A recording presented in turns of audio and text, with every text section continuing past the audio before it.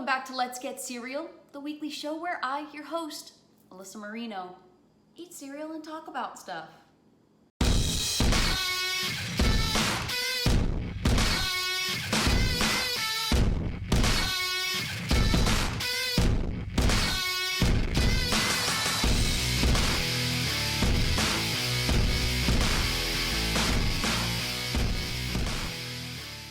My friends, I did something interesting this week.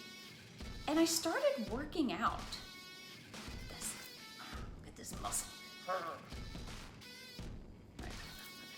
But because I started working out, it informed my decision on cereal for this week. Without further ado, drum roll please. Special K protein, honey, almond, ancient grains. There's a lot to unpack here, my friends. Protein, obviously, I'm now a meathead. Honey, delicious, sweet. I like it as a flavor, but not by itself. They used to make those honey stick things, like when I would, when you'd be down the shore or something as a kid. Pretty nasty. Almonds, delicious, nature's candy. Ancient grains.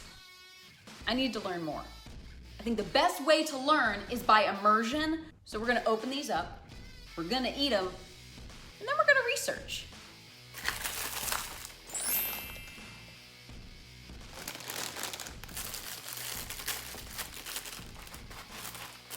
I've learned recently you don't have to open the entire bag. I'm gonna see how that works out for me. To me, they smell kind of mapley. They almost smell like waffle crisp.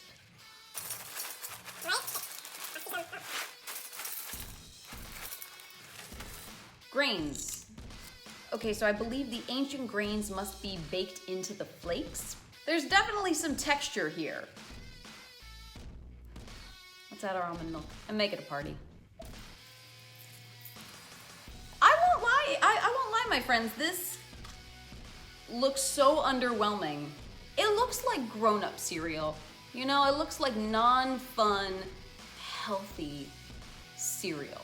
But I'm fighting the good fight, so I gotta try them all. I gotta try the good, the bad, the ugly, the healthy, the not so healthy. And obviously now I am the portrait of fitness. So Special K, protein, honey, almond, ancient grains.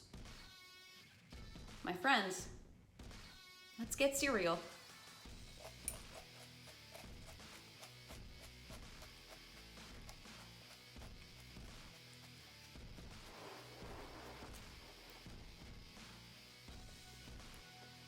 I will say, the honey, the almond, and the almond milk are all doing very nice things together. The ancient grains are what's throwing me off. I know I said that we would research into this now, but I just want to put some bets out for myself on what ancient grains are in here. Amaranth, I've seen that at Trader Joe's before.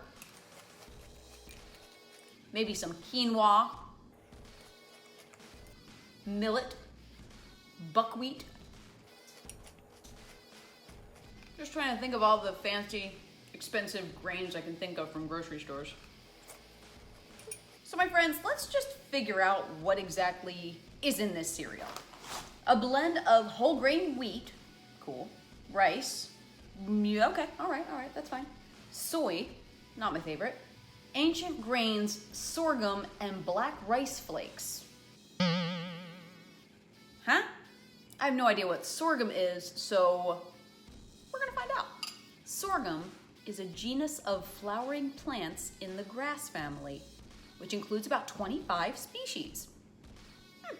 So it's a plant, but it's also a grain? Science.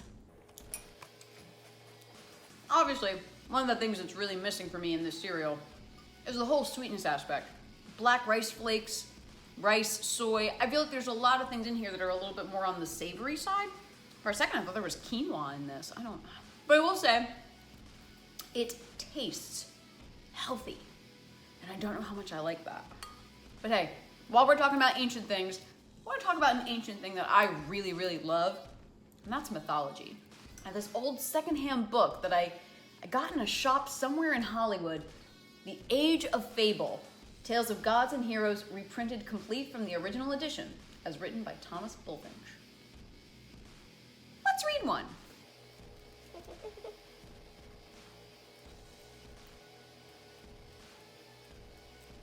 This book has everything from Greek mythology, Roman mythology, Egyptian mythology, a lot of stuff, difficult to navigate. Full disclosure, I bought this and proceeded to not read it until now. The centaurs. These monsters were represented as men from the head to the loins, while the remainder of the body was that of a horse. The ancients were too fond of a horse to consider the union of his nature with a man's as forming a very degraded compound. The centaurs were admitted to the companionship of man. They were guests at a wedding because they were held in such high regard, the centaurs. At the feast, Eurytion, maybe, one of the centaurs, becoming intoxicated with the wine, attempted to offer violence to the bride. My goodness. The other centaurs followed his example, and a dreadful conflict arose in which several of them were slain. This is the celebrated battle of the Lapithae and centaurs, a favorite subject with the sculptors and poets of antiquity. But not all the centaurs were like the rude guests of Pirithous. Chiron, I don't know, was instructed by Apollo and Diana and was renowned for his skill in hunting, medicine, music, and the art of prophecy. What is that, a quadruple threat? The most distinguished hero of Grecian story were his pupils. Among the rest, the infant Aesculapius was entrusted to his charge by Apollo, his father. Aesculapius, when grown up, became a renowned physician and even in one instance succeeded in restoring the dead to life. Impressive. Pluto resented this, and Jupiter, at his request, struck the bold physician with lightning and killed him, but after his death, received him into the number of the gods. Chiron, the main centaur that we're talking about in this story, was the wisest and justest of all the centaurs, and at his death, Jupiter placed him among the stars as the constellation Sagittarius! Okay, this works out in so many ways. Number one, I'm a Sagittarius because I was born in late November. Number two, look at this. I have horoscope signs on my tank top. The stars aligned for this episode. Pun very much intended.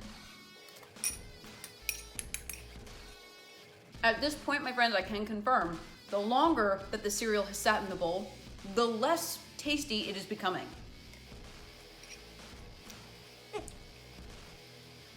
At this point, you know what time it is. Bottoms up.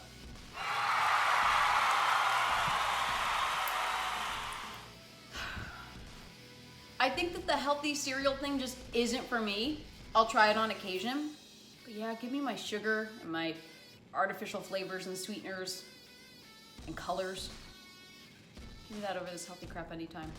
I wanted to look it up because it was bothering me that I didn't know how to pronounce the centaur's name, especially because he was so just and wise and was received by the gods because he was so awesome.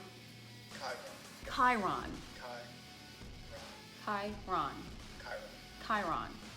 Chiron was the name of the amazing centaur that we talked about in our random myth that we decided to read because we're talking about ancient grains. This all lined up, right? Well, thank you, my friends, for tuning in for another episode of Let's Get Cereal with me. Make sure that you like and you follow and you subscribe and you do all that good stuff because it really means a lot to me and I appreciate you so much. If you haven't yet, check out my shop on belowthecollar.com. Get your Let's Get Cereal t-shirts. I already can't wait to see you again next Saturday around 3 p.m. Eastern Time for another episode of Let's Get Cereal, my breakfast buddies. But until then, continue to do your best to be your best. And I will see you later.